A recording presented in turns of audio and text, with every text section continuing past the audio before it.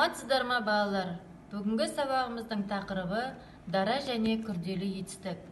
Жаңа тақырыппен таныспас бұрын бейнероликті көріп алайық.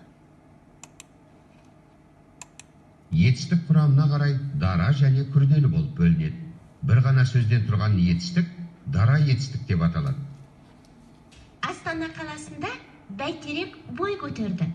Бұл сөйлемде дара етістік көтерді.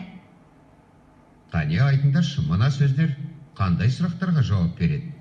Оқыды, жүгіреді, ойнап отыр, жүзіп бара жатыр, күлімсіреді, барады, толтырды, айтты, секіреді. Не істеді, не істейді, не істеп отыр, не істеп бара жатыр. Қайтты, не істейді, қайтты, қайтты. Қайтеді немесе не істейді.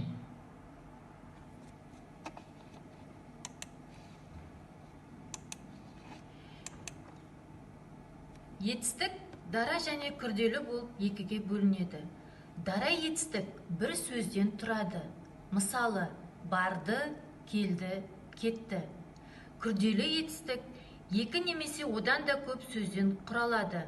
Мысалы, алып барды, ойнап жүр, кетіп қалды. Сөйлемнен дара және күрделі етістікті тауып үйренейік. Жаңбыр жауды, жауды, дара етістік.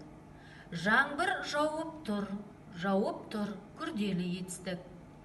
Әли достарымен доп ойнады, ойнады, дара етістік. Әли достарымен доп ойнап жүр, күрделі етістік. Айман әжесінің әңгімесін тыңдады, дара етістік.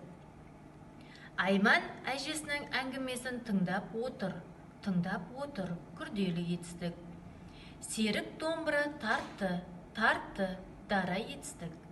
Серік домбыра тартып отыр, күрделі етістік.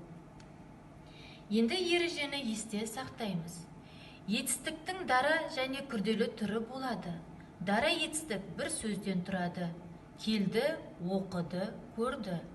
Күрделі етістік 2-3 сөзден құралады. Келе жатыр, оқып отыр, көріп жүр. Суретпен жұмыс жасайық. Құс ұшты, дара етістік. Құс ұшып барады, күрделі етістік. Құс қонды, дара етістік. Құс қонып отыр, күрделі етістік. Суретке қарап сөйлем құрастырайық. Арман жазды, дара етістік. Айгүл тыңдап отыр, күрделі етістік. Ережені тағы да еске сақтайық. Етістіктің дара және күрделі түрі болады.